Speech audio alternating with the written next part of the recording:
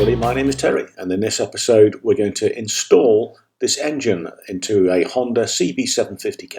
How to remove the engine without using any specialist tools or equipment is covered in a separate video which I've included a link for in the description. I can summarise that video in just a few words. I made a wooden jig out of an old pallet and rested the engine on that. I then took everything off the bike that made the frame heavy and then removed the frame from the engine. What we'll do in this video is reinstall it in reverse order. Now when we removed the engine there were just the two of us and we did it between us and it was nice and easy. To put it back in I've got a few more hands.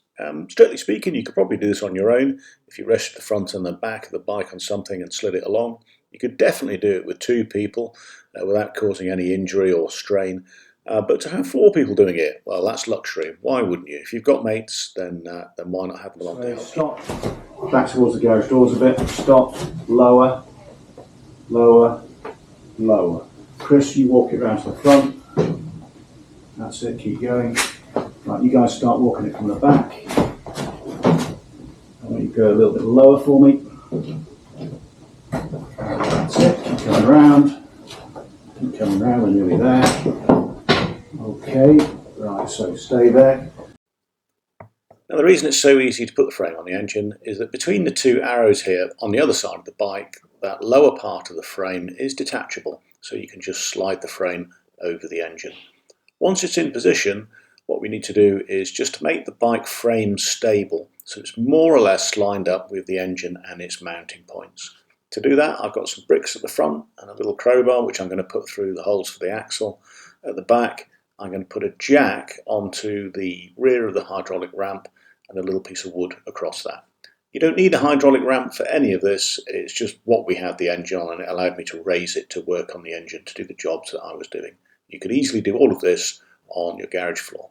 With everything roughly in position, I'm just going to put one bolt through, but I'm not going to do it up or tighten it yet. Once one bolt's in position, the frame is locked to the bike and everything is much more stable because the weight of the engine will hold it still. I'm using the Honda service manual. I've put a graphic from it in the corner here and I'm indicating the first bolt that I'm inserting through the frame, through the engine and out the other side. So from my mates turning up to the frame being on the bike in the position you can see it now took 20 minutes pretty much exactly.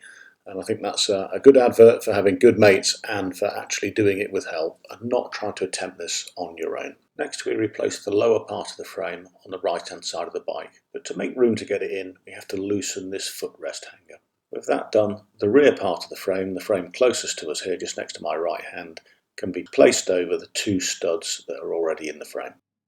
Then we'll do up the two nuts that will hold it there for now.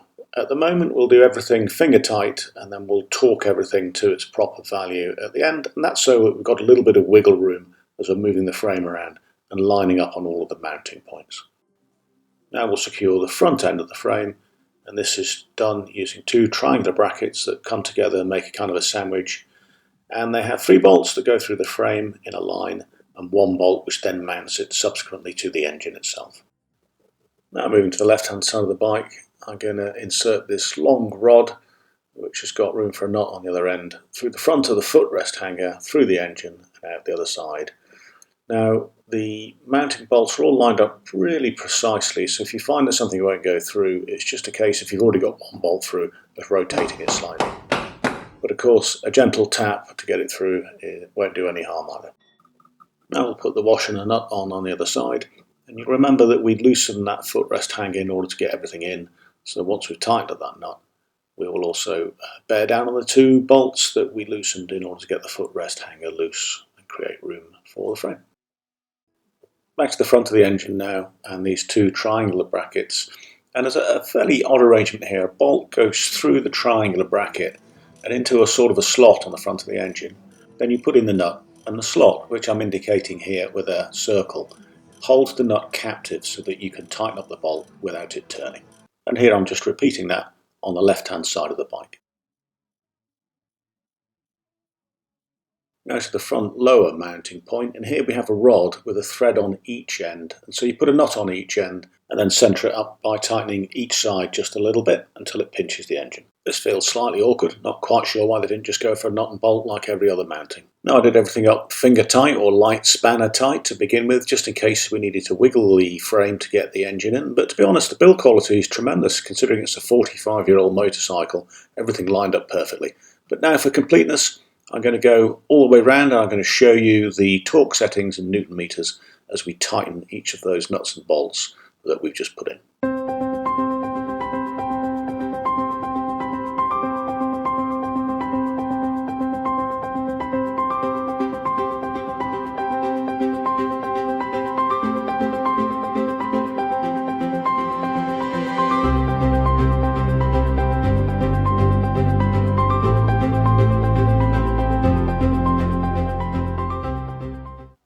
Now with the engine back in, all that remains is to reassemble the bike, start her up and take her for a test ride. I'm not going to cover the individual elements of this in detail, separate videos will do that.